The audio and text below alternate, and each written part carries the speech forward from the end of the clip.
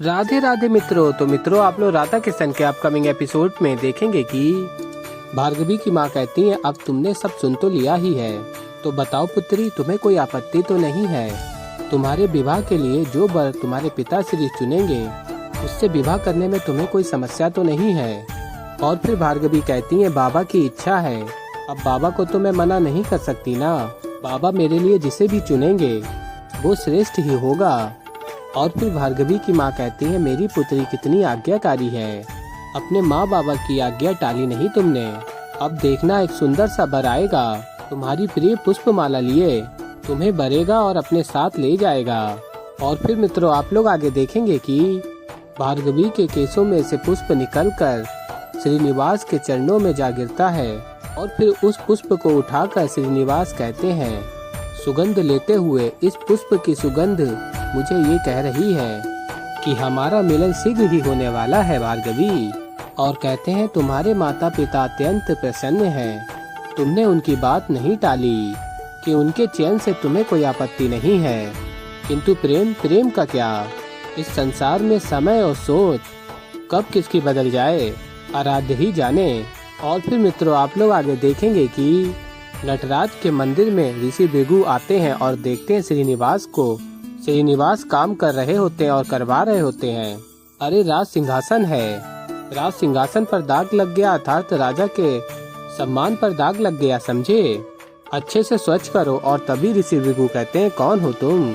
और कहते हैं, तुम्हें कहीं देखा है किंतु स्मरण नहीं कर पा रहा हूँ, कहाँ देखा है तुम्हें? और फिर श्रीनिवास कहते हैं, कभी कभी पहली भेंट में ऐसा लगता है कि जन्मों जन्मों का नाता है, मेरे साथ भी हुआ। और कहते हैं, वैसे आजकल वेंकटगिरी में तो सभी मुझे पहचानते हैं, अति प्रसिद्ध हो गया हूँ मैं। और फिर ऋषि भृगु कहते हैं, किंतु ऐसा क्यों?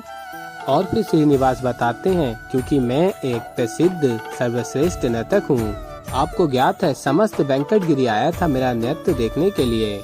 आप नहीं थे और कोई नहीं था, किंतु शेष सभी थे। और स्वयं राजकुमारी पद्मावती ने मुझे सर्वश्रेष्ठ नर्तक की उपाधि दी थी। और फिर ऋषि भृगु कहते हैं, उत्तम, अति उत्तम।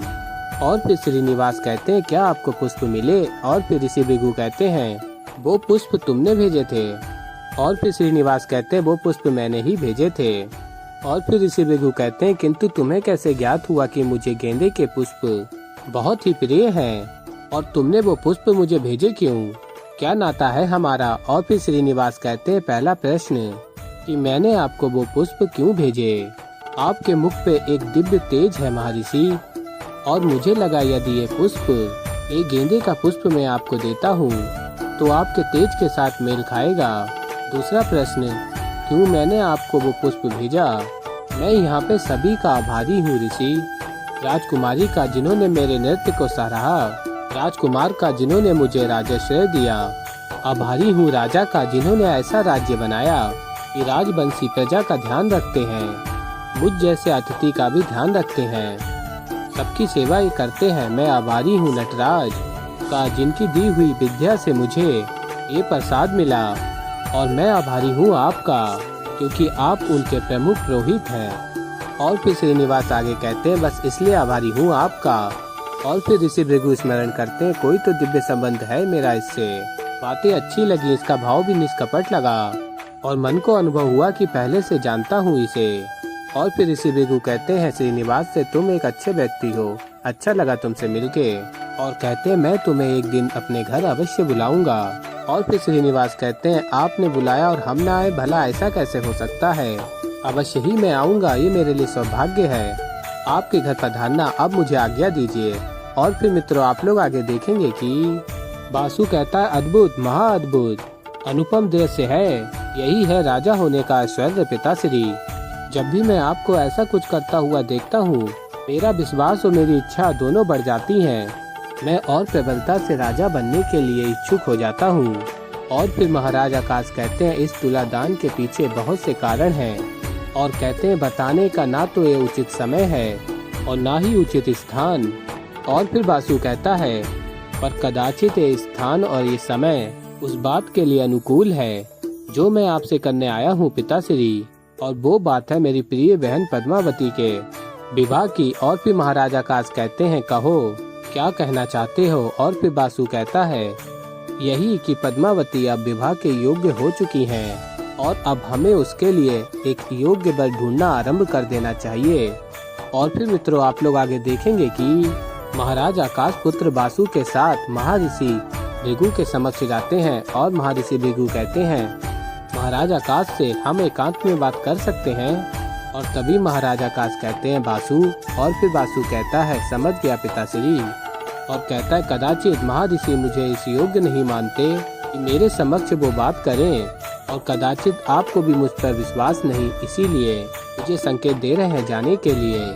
और फिर ऋषि भृगु कहते हैं कुमार आपके पिताश्री अत्यंत विवेकशील हैं, बुद्धिमान हैं, ज्ञानी हैं और भली भांति जानते हैं कब किस पर कितना विश्वास करना चाहिए, और एक राजा के अंदर ये गुण होना अति आवश्यक है। और तभी बासु कहता है प्रत्येक राजा अपनी समझ से सीखता है कि उसे कब किस पर विश्वास करना चाहिए या किस पर नहीं करना चाहिए।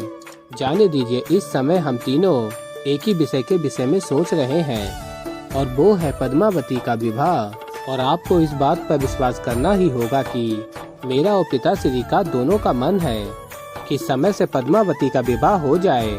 और फिर तभी ऋषि भृगु कहते हैं तो आपको निराशा होगी कुमार। और तभी महाराज आकाश कहते हैं क्या हुआ ऋषिवर, पद्मावती की जन्म कुंडली में कोई दोष है? और तभी ऋषि भृगु कहते हैं पद्मावती की तो कुंडली देवीय है, किंतु समस्या ये है कि आगे आने वाले 3 माह तक कोई भी मुहूर्त नहीं है उनके विवाह का। और फिर तभी बासु कहता आप चिंता मत करें पिताश्री, महर्षि भृगु पर मुझे पूर्ण विश्वास है। अगर वो प्रयास करेंगे तो कोई न कोई मार्ग अवश्य ही निकाल लेंगे। और तभी महाराज आकाश कहते हैं बस बासु, और कहते हैं मत भूलो कि तुम एक महर्षि की विद्या पर संदेह कर रहे हो। और तभी ऋषि भृगु कहते हैं कोई बात नहीं राजन, कदाचित विश्वास की तरह इसको कब कितना सम्मान देना चाहिए ये भी व्यक्ति अपने अनुभव से ही सीखता है। और कहते हैं मैं अपना दायित्व और कर्तव्य भली भांति समझता हूँ, और मैंने अपने पूर्ण मनोयोग से इस कुंडली का अध्ययन किया है। जैसा कि मैं कह चुका हूँ 3 माह तक कोई भी विवाह का शुभ मुहूर्त नहीं है। और कहते हैं हाँ 3 माह के पश्चात जो भी विवाह का शुभ मुहूर्त है मैंने इस पुस्तक पर अंकित कर दिया है। और बताते हैं किंतु पूर्णिमा की तिथि राजकुमारी के विवाह के लिए सर्वश्रेष्ठ तिथि होगी। अच्छा ही है राजन, आपको 3 माह का समय मिलेगा अपनी पुत्री के लिए सर्वश्रेष्ठ वर ढूंढने के लिए। और राजकुमारी पद्मावती सारी बातें सुन रही होती हैं छिप के। तो और मित्रों आप लोग आगे देखेंगे कि श्रीनिवास अत्यंत ही तेजी से अपना कार्य कर रहे होते हैं। और फिर गोविंदराज कहते हैं अरे हाँ मैं तो भूल ही गया था, तुम्हें तो राज्य की सैर करने भी तो जाना होता है। और फिर श्रीनिवास कहते हैं वाह क्या ताना मारा है आपने। और कहते हैं किंतु ताना मारने से कार्य समाप्त नहीं हो रहा है, शीघ्र कीजिए, मुझे विलम्ब हो रहा है। और फिर गोविंदराज कहते हैं वैसे आज किसके घर जाने की योजना है तुम्हारी? और फिर श्रीनिवास कहते हैं इतनी क्या पड़ी है, आपको सत्य में जानना है? और कहते हैं देखिए आपको जानना है तो मैं बताऊंगा। और फिर गोविंदराज कहते हैं हाँ बताओ ना। और फिर श्रीनिवास कहते हैं क्या करोगे जान के, आप भी रहने दो।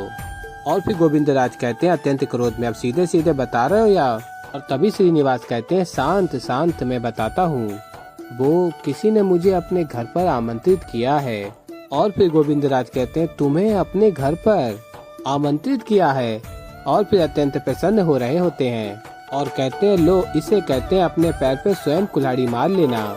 और फिर श्रीनिवास कहते हैं मुझे पता था आप ऐसा ही कुछ बोलोगे, एक आप ही हो जो मेरे विषय में ऐसा सोचते हो, किंतु जिन्होंने मुझे आमंत्रित किया है ना उनके जीवन में तो मेरा महत्व है, और समय के साथ ये महत्व और बढ़ने भी वाला है। और बताते हैं आदर और सम्मान के साथ मुझे आमंत्रित किया है, मुझे तो समय पर पहुंचना ही होगा गोविंदराज।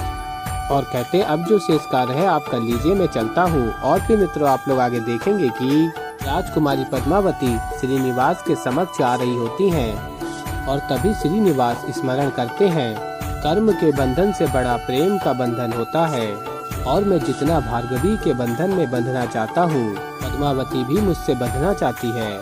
और कहते हैं क्या करूं? तो ऐसे ही मित्रों आगे और भी बहुत कुछ देखेंगे आप लोग। तो अभी के लिए इस वीडियो में इतना ही। तो मित्रों अगर आप लोगों को हमारी वीडियो अच्छी लगी हो तो वीडियो को कर दीजिएगा लाइक, और चैनल पे नए हैं तो चैनल को कर लीजिएगा सब्सक्राइब। और मैं मिलता हूँ जल्दी आप लोगों को एक नई वीडियो के साथ। तो तब तक के लिए मित्रों, राधे राधे।